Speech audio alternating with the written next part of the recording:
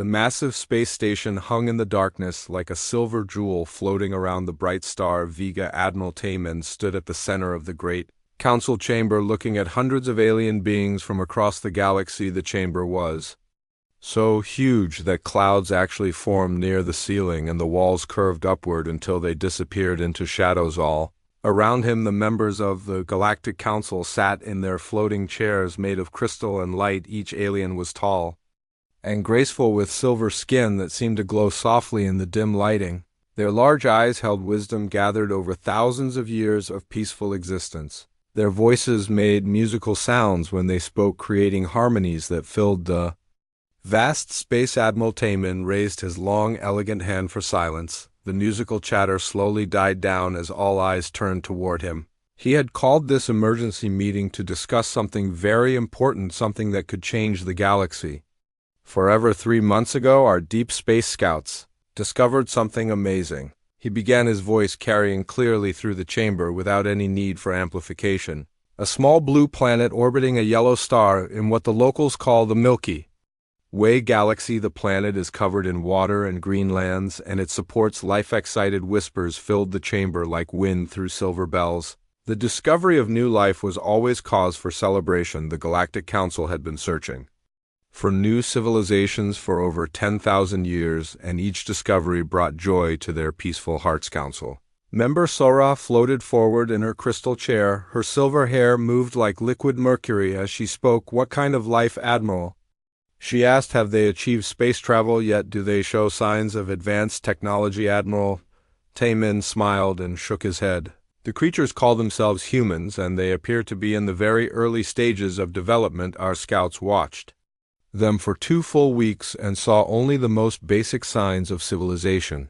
They have small settlements scattered across their world and primitive flying machines that barely lift off the ground. He waved his hand and a 3-dimensional image appeared in the center of the chamber, showing Earth from space. The planet looked beautiful and peaceful, with swirling white clouds over blue oceans and brown and green continents. Several council members gasped at the lovely sight. Look at their world, he continued. It shows no signs of advanced technology. We see no space elevators, no orbital cities, no fusion reactors powering massive civilizations. Their flying machines are tiny metal objects that seem to struggle against gravity. Most of their planet remains covered in natural vegetation, which means they have not yet learned to properly manage their environment. Council member Bioram leaned forward in his chair. His ancient eyes studied the image carefully. I can see small lights on the dark side of their planet, he observed. Those could be cities powered by electricity. That would suggest they have at least basic energy production. Admiral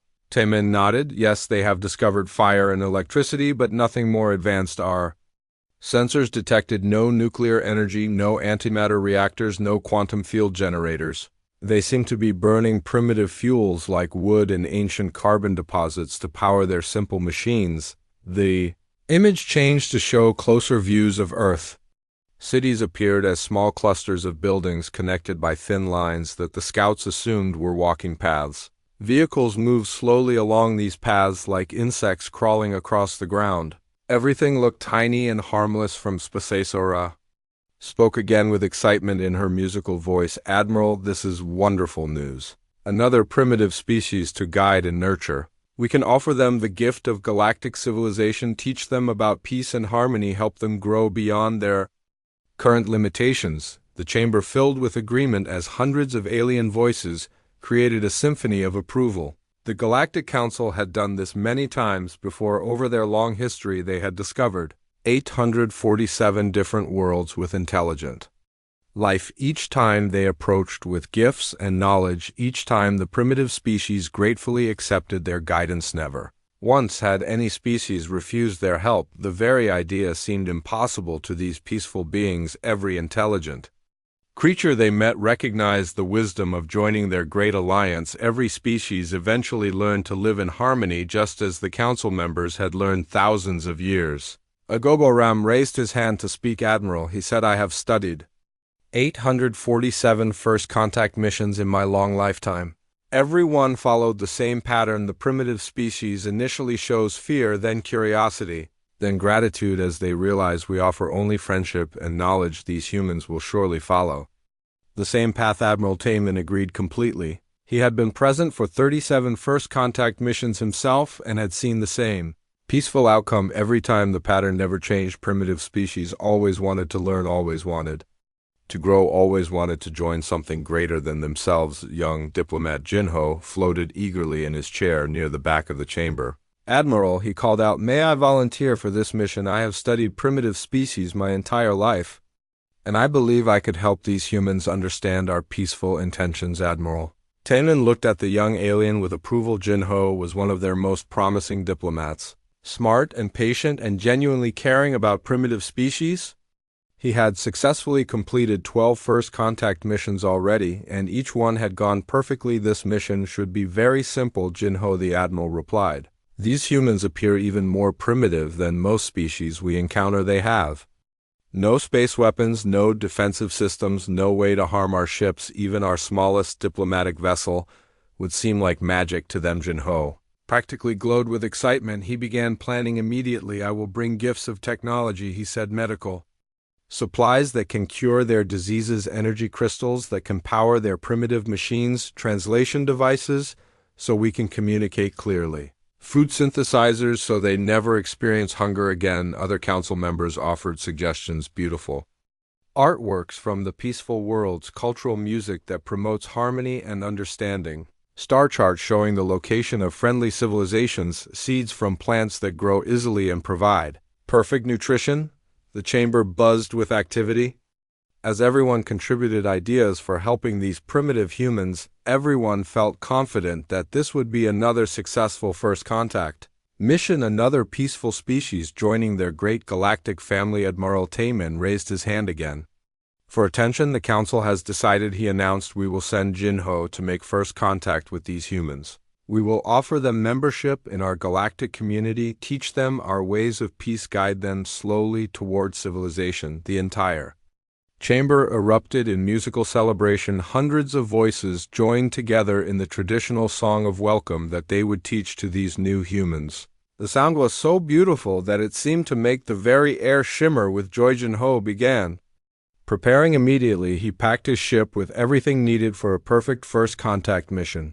Translation equipment powered by quantum computers, medical scanners that could heal any disease, energy gifts that would seem miraculous to primitive minds, cultural databases containing the wisdom of 847 peaceful civilizations. As he worked, Jinho felt excited about meeting these humans.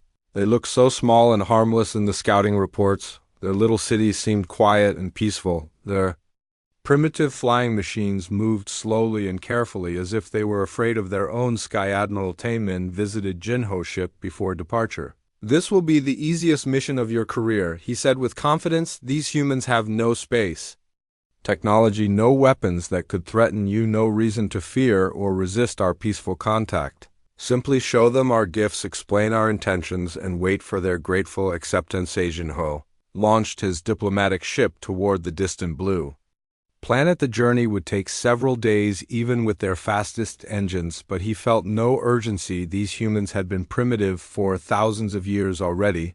They would still be primitive when he arrived. Behind him, the Galactic Council returned to their normal peaceful activities. None of them felt any need to research human history or study human culture more carefully.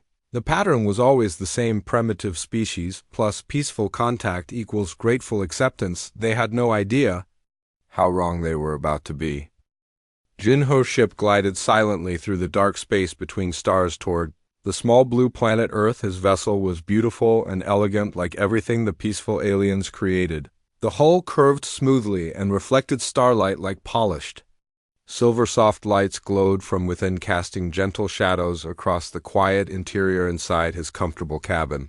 Jinho prepared for what he believed would be the simplest first contact mission in galactic history. He practiced his welcoming speech in front of a mirror, adjusting his tone to sound as friendly and non-threatening as possible. His large silver eyes sparkled with excitement as he imagined the grateful faces of primitive humans receiving gifts of advanced technology. The translation computer hummed quietly in the corner, automatically learning human languages from radio signals it detected coming from Earth. Jinho listened to some of these signals and smiled at how simple they seemed. Most appeared to be entertainment. Programs showing humans engaged in basic activities, like singing, dancing, and telling stories as his ship entered Earth's solar system. Jinho began broadcasting the standard first contact message. The signal contained simple mathematical concepts, followed by pictures showing peaceful intentions. Images of his homeworld appeared in the transmission, along with representations of gift-giving, friendship, and cooperation. The message repeated continuously as Jinho's ship moved closer to Earth. On Earth, the first radio telescopes detected the alien signal within 3 hours.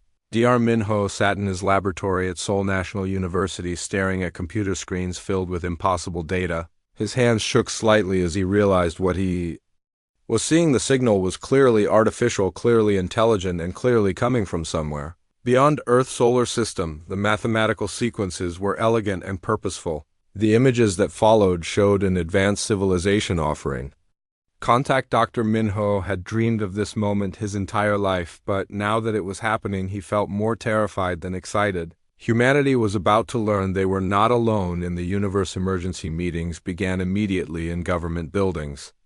Around the world, presidents, prime ministers, and military leaders gathered in secure bunkers deep underground. Their faces were tense as they studied the alien transmission. Intelligence agencies worked frantically to decode every detail of the message, while military commanders quietly began moving weapons into position. General Dayun stood before a room full of world leaders, her voice steady despite the unprecedented situation.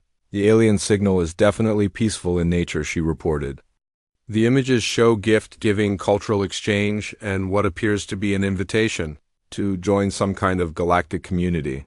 However, we must assume this could be a deception designed to lower our defenses." President Kyung-soo nodded grimly from his position at the head of the conference table. "Any species capable of interstellar travel possesses technology far beyond our current understanding," he said. "We must respond carefully. We cannot appear weak, but we also cannot seem threatening if they truly come in peace." Meanwhile, Jinho waited patiently near Earth Moon for a response. He used his ship's sensors to study the planet more carefully and immediately noticed things that confused him. The number of artificial satellites orbiting Earth was staggering. Thousands of metal objects circled the planet in precise formations. Some appeared to be communication devices, but others looked different, somehow more aggressive and designated. Zhou enhanced his sensors and focused on Earth's surface. The cities were much larger than the initial scouting report suggested. Massive complexes of buildings stretched for hundreds of kilometers, connected by networks of roads that pulsed with constant traffic. The primitive walking paths he expected were actually sophisticated transportation systems moving millions of humans every day. Something else caught his attention. Strange geometric shapes appeared at regular intervals across all the continents. Jinho computer identified them as military installations, but this made no sense. Why would such a primitive, peaceful species need so many military bases? The structures looked permanent and heavily fortified, as if designed to withstand massive attacks. Before Jinho could investigate further, Earth responded with its own signal. The transmission hit his ship communication array like a lightning bolt of pure information. Jinho staggered backward as data flooded his screens faster than his computer could process mathematical concepts that hurt his brain to contemplate scientific formulas that seemed to bend the laws of physics themselves. The human signal contained compressed information, representing thousands of years of technological development, theories about space-time manipulation that the Galactic Council had never imagined, quantum mechanics applications that made his own ship engines look primitive, energy production methods that could power entire star systems. Jinho frantically tried to contact the Galactic Council, but his communication system kept overloading from trying to transmit the human data. The sheer complexity of Earth response signal was burning out his ship circuits one by one. His hands moved desperately across control panels as alarms began sounding throughout the vessel. Finally, he managed to establish a weak connection to the council chambers. Admiral Taemin's voice came through the static, filled with concern. "Jinho, what is your status? Have you made successful contact with the primitive humans?" Jinho's voice cracked as he replied, "Admiral, the humans are not primitive. Their response signal contains Technology more advanced than anything in our databases, they have compressed centuries of scientific knowledge into a single transmission that is overwhelming. Our most sophisticated computer silence filled the communication channel for several long seconds. When Admiral Taman finally spoke, his voice sounded strained. That is impossible, Jinho. Our scouts observed them. For 2 weeks, they showed no signs of advanced technology. Check your equipment for malfunctions. I have checked everything 3 times.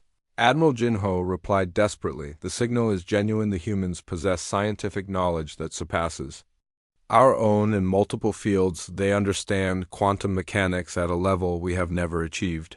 Their mathematical concepts are giving our computers processing errors. More silence followed. Jinho could imagine the chaos erupting in the council chambers as his report was analyzed. The peaceful aliens had never encountered a species more advanced than themselves. The very concept challenged everything they believed about the galaxy and their place in it. Admiral Taman's voice returned, but now it carried an edge of fear. Jinho, you will study these humans more carefully before making any direct contact. Do not reveal yourself until we understand what we are dealing with. The council needs time to analyze this unexpected development. Jinho moved his ship behind Earth-Moon where it would be hidden from the planet's surface. His sensors continued scanning Earth, but now he was looking for signs of danger instead of primitive curiosity. What he found made his silver skin turn pale with terror. The humans had weapons, thousands and thousands of weapons scattered across their planet. Some were small devices carried by individual humans. Others were massive installations that could apparently destroy targets in space. The energy signatures coming from these weapons were unlike anything in the Galactic Council arsenal. Underwater vessels carried missiles that could travel between continents. Flying machines moved at speeds that rivaled his own ship. Ground-based installations pointed toward space as if waiting for targets to appear. The entire planet seemed to be armed for war on a scale that defied comprehension. Ho sent another frantic message to the Council Admiral. The humans are not just technologically advanced, they are heavily militarized. Their planet appears to be prepared for large-scale warfare. Every continent contains weapons that could threaten spacecraft. The response came back immediately, filled with panic, in Admiral Taman's usually calm voice. Jinho, you will maintain your hidden position until further orders. The Council is convening an emergency session to determine how to proceed. Do not under any circumstances reveal yourself to these humans until we know their intentions. As Jinho's ship hid in the shadow of Earth-Moon, he watched the blue planet rotate slowly beneath him. What he had expected to be a simple meeting with grateful primitives had become something far more dangerous. The humans were not the harmless creatures the scouts had reported. They were something else entirely, something that could change the balance of power in the galaxy forever. The peaceful first contact mission had become a nightmare, and Jinho was trapped at the center of it, alone and afraid, while an entire alien civilization tried to decide what to do about the terrifying discovery of humanity. The emergency session of the Galactic Council had been going for 6 hours straight. Admiral Taman stood at the center of the great chamber, but his usual confidence was gone. His silver skin looked pale, and his large eyes showed fear that no council member had ever seen before. Around him, hundreds of aliens whispered in worried musical tones that created an unsettling harmony. Council member Sora floated forward in her crystal chair, her voice shaking slightly. Admiral, surely there must be some mistake. These humans cannot possibly be more advanced than our civilization. We have had 10,000 years of peaceful development while they have barely discovered basic technology. Admiral Taman activated the holographic display showing Jinho's latest reports. The 3-dimensional images filled the chamber with scenes from Earth that made the council members gasp in shock. Massive cities stretched beyond the horizon, filled with buildings that scraped the sky. Transportation networks moved millions of humans every day with efficiency that rivaled their own systems, but these images were nothing compared to what came next. The display showed Earth military installations scattered across every continent, underground bunkers that could survive planetary bombardment, naval vessels that carried enough firepower to level mountains, aircraft that moved faster than sound itself. The scope of human military preparation was beyond anything the peaceful aliens had ever imagined. Young Scientist Biram leaned forward, studying the data with growing horror. "Admiral," he said quietly, "I have analyzed the energy signatures from these human weapons. According to my calculations, they possess over 15,000 nuclear devices each. Weapon contains enough destructive power to eliminate an entire city in seconds." The chamber fell completely silent. The only sound was the gentle humming of the space station engines. Council members stared at the holographic display showing mushroom clouds from human nuclear tests. The images were more terrifying than anything in their worst nightmares. These primitive humans had created weapons that could destroy entire worlds. Dr. Yunji, the council military expert, floated to the center of the chamber. Her ancient face was twisted with confusion and fear. "Admiral," she began, "I have spent my entire life studying defensive strategies for protecting our peaceful worlds.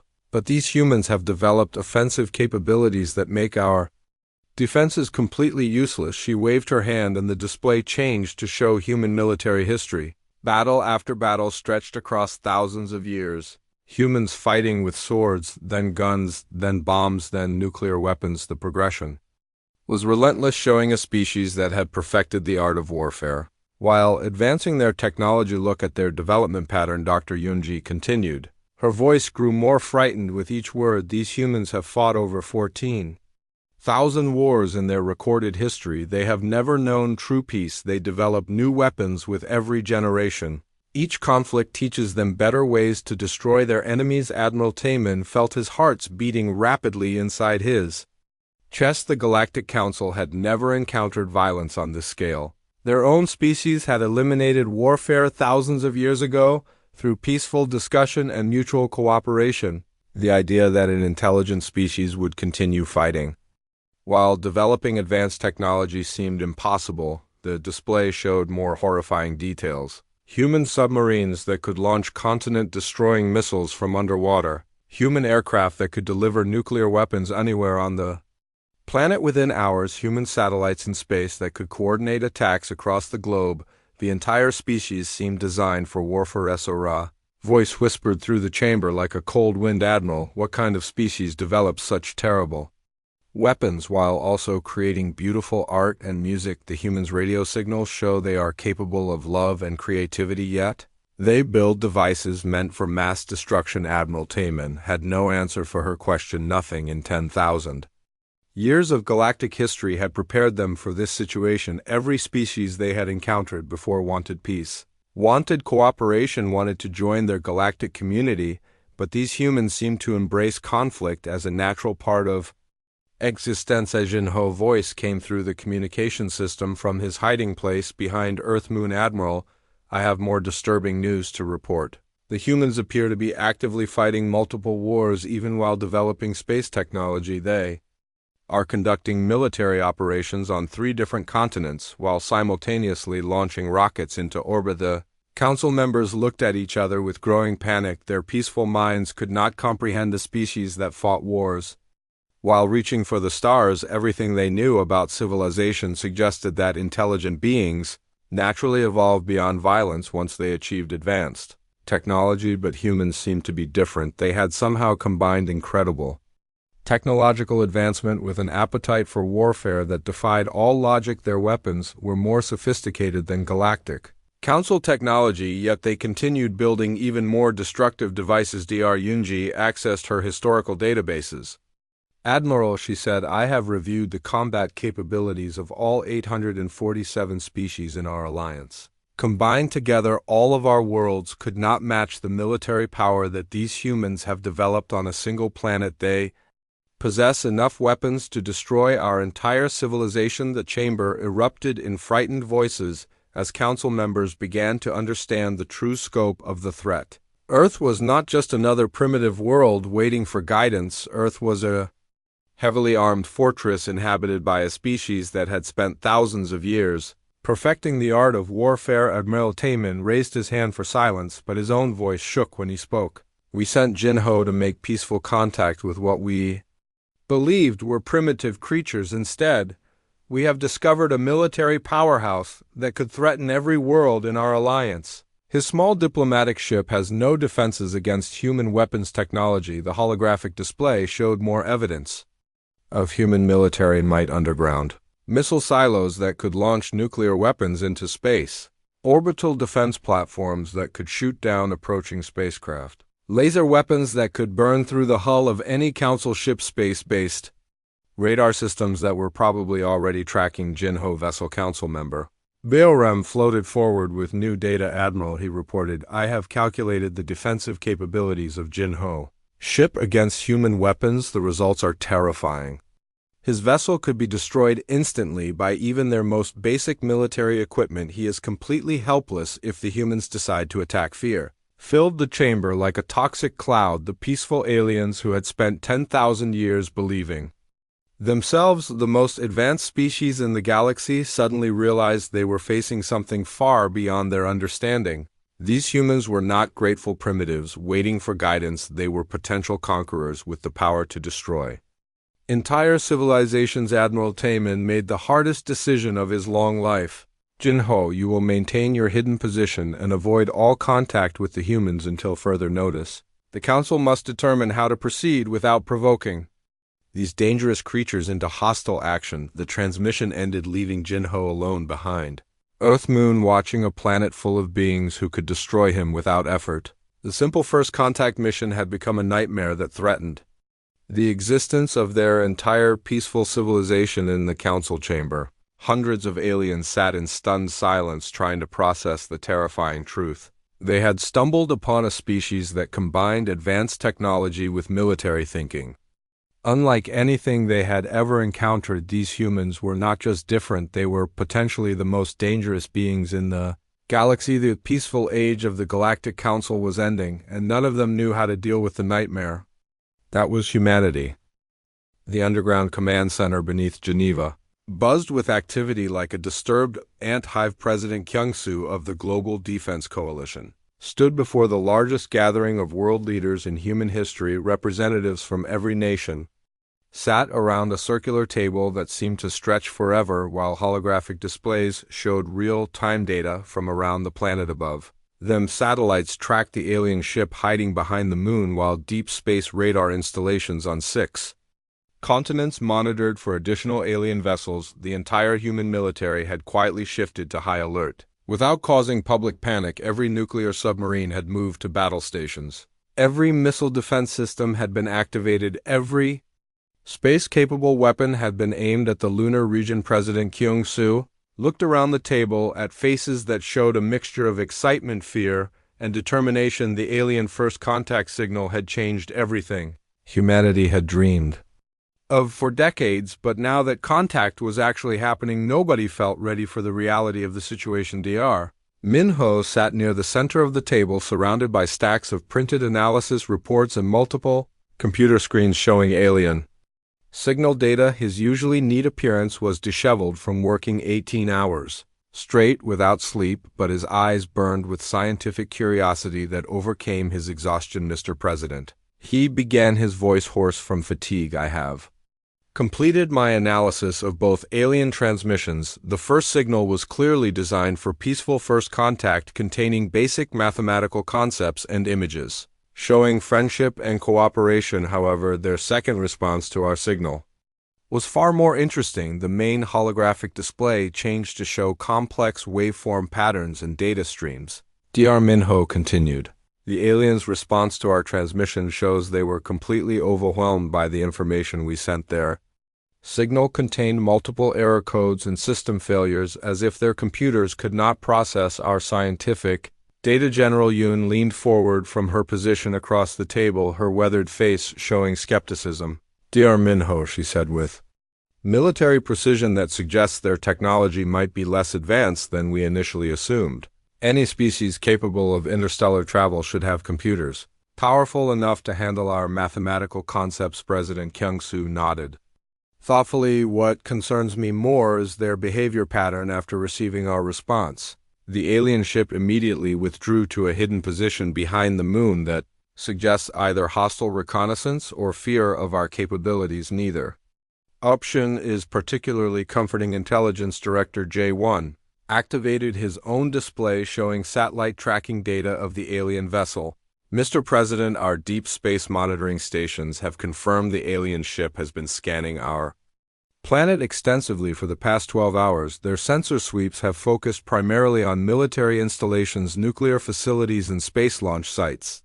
The room fell silent as the implications sank in. The aliens were not just hiding, they were studying human military capabilities with the thoroughness of beings preparing for potential conflict. The peaceful first contact scenario that humanity had imagined for generations was rapidly becoming a strategic nightmare. Foreign Minister Hai-jin spoke up from her position near the wall. "Mr. President, we must consider the possibility that these aliens are genuinely peaceful but frightened by what they discovered about our civilization. Their initial contact attempt suggests they expected to find a primitive species. Our response probably shocked them." General Dayun shook her head firmly. "Minister, with respect, any species advanced enough for interstellar travel would have studied us thoroughly before making contact. The fact that they seem surprised by our capabilities suggests either incompetence or deception. Neither possibility should make us lower our guard." President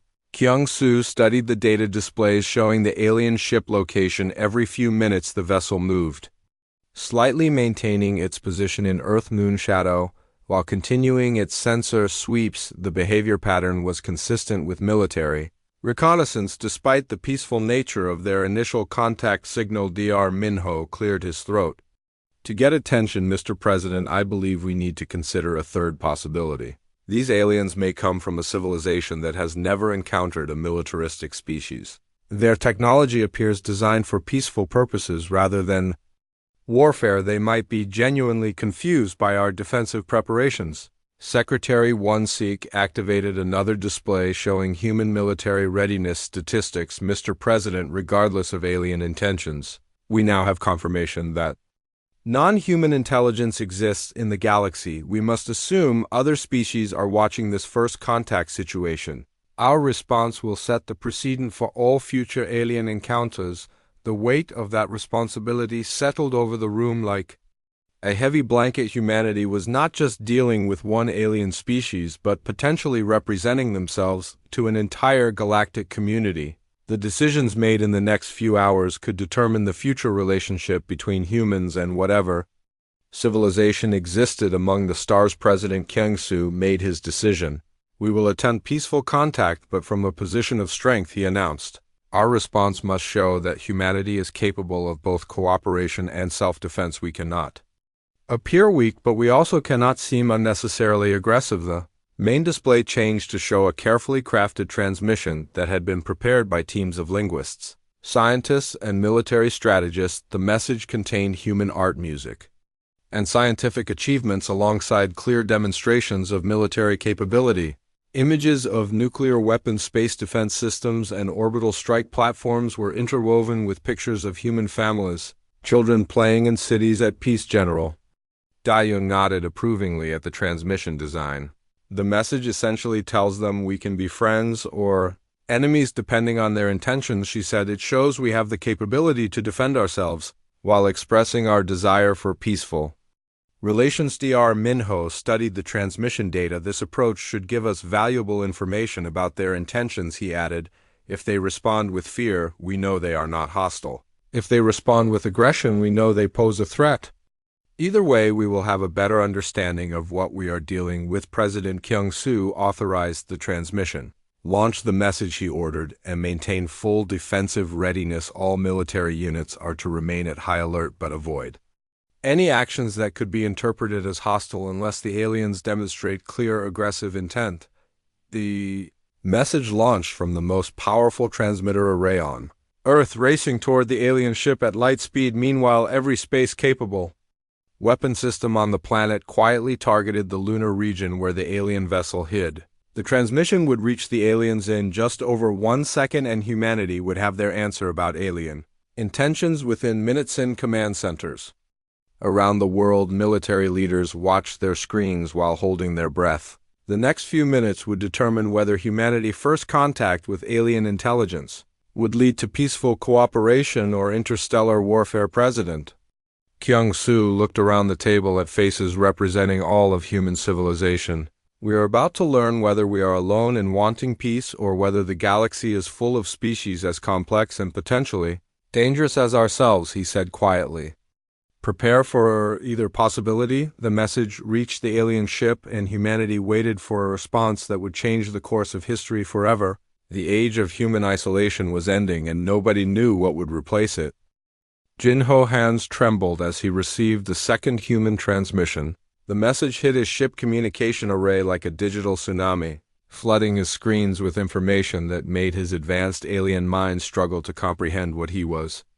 Seeing the humans had sent him something that was both beautiful and terrifying at the same time. Images of human art flowed across his displays, showing creativity that rivaled the greatest works in the Galactic Museum's paintings that captured emotion in ways that made Jinho's hearts ache with their beauty.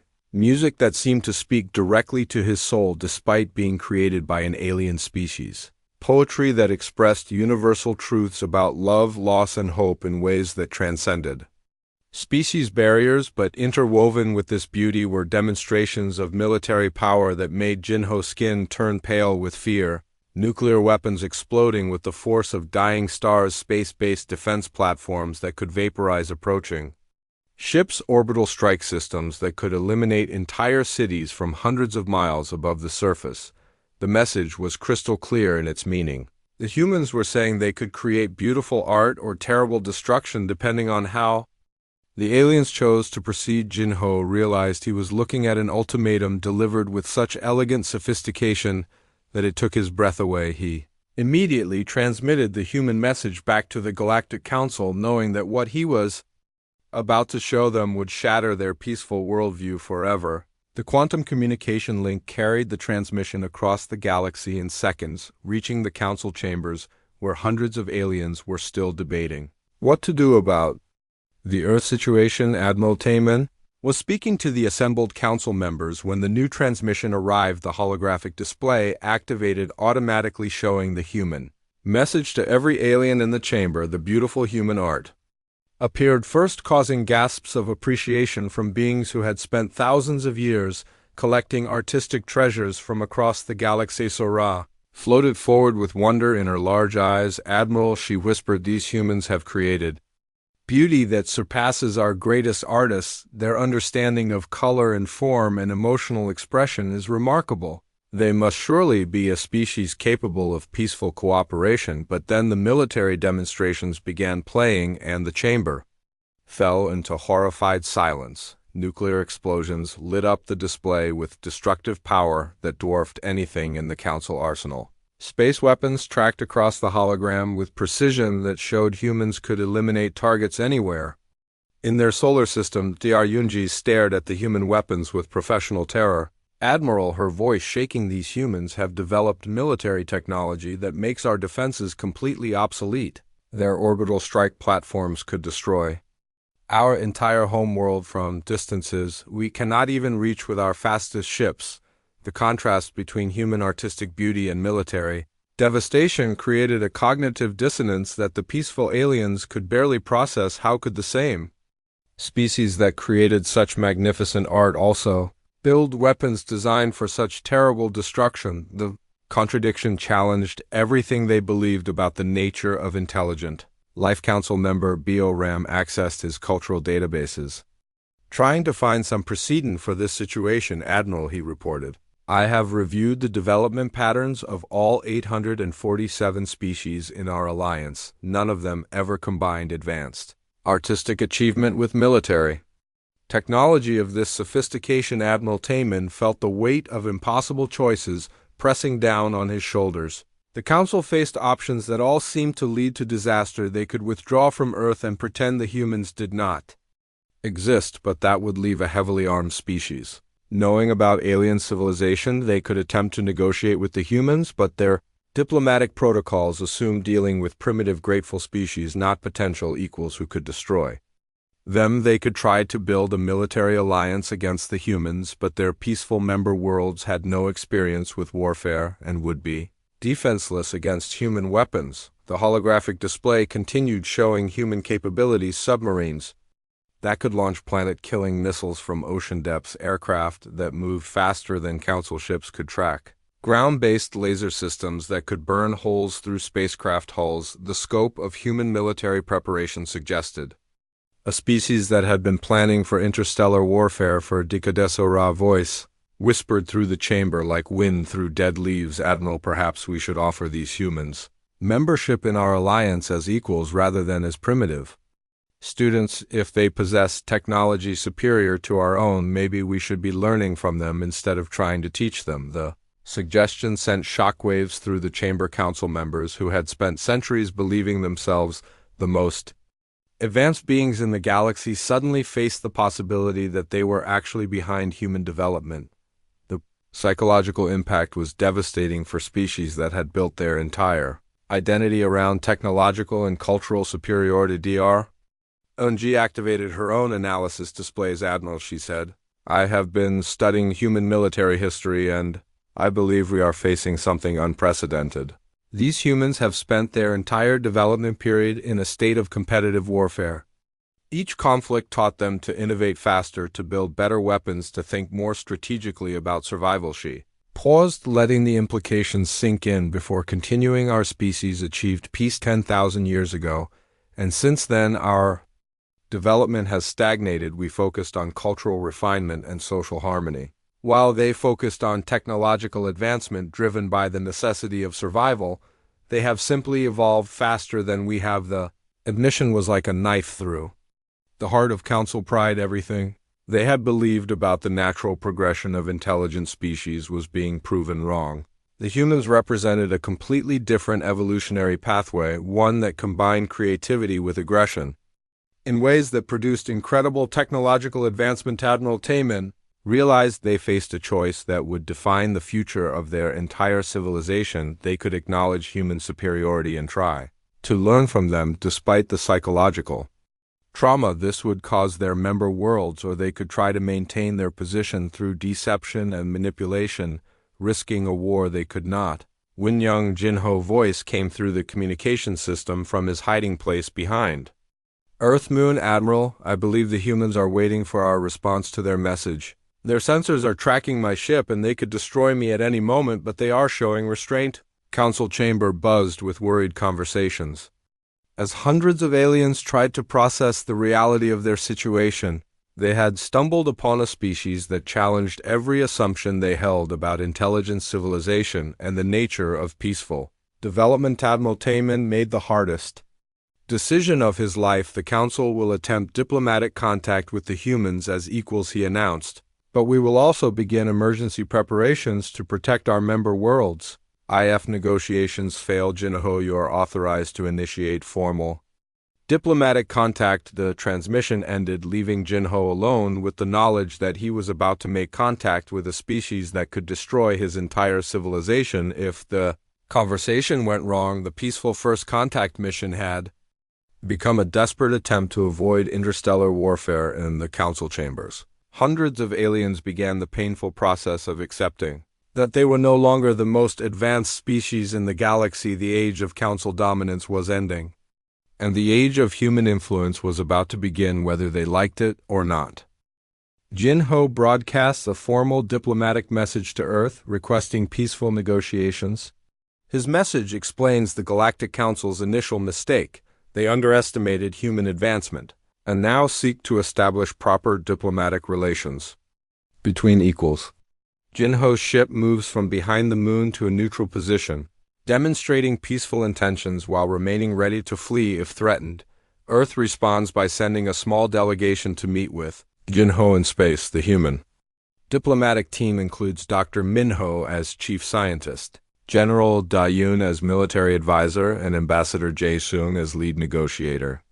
They travel in a spacecraft that deliberately displays both defensive capabilities and peaceful symbols, matching the aliens' mixed message approach. The first meeting between humans and aliens takes place aboard a neutral space station quickly constructed by both species. Jinho discovers that humans are not the bloodthirsty monsters he expected. They are protective of their world and suspicious of outsiders, but genuinely interested in peaceful cooperation. Dr. Minho explains that human military development came from necessity, their planet's harsh environment and competition for resources forced rapid technological advancement. Ambassador Jae-sung proposes a gradual exchange program. Humans will share certain technologies with the Galactic Council in exchange for cultural knowledge and access to peaceful alien worlds. Both species agree to maintain defensive preparations while building trust through small collaborative projects. The agreement satisfies Earth's security concerns while giving the Council time to adjust to the reality of human capabilities. The story ends with Jinho returning to the Galactic Council with a new perspective on strength and peace. He reports that humans are not monsters but a young species shaped by struggle into incredible capability. The Council realizes they can learn from human innovation while teaching humans about galactic diplomacy. Both civilizations begin a careful friendship, forever changed by their mutual discovery that strength and peace can coexist when combined with wisdom and respect.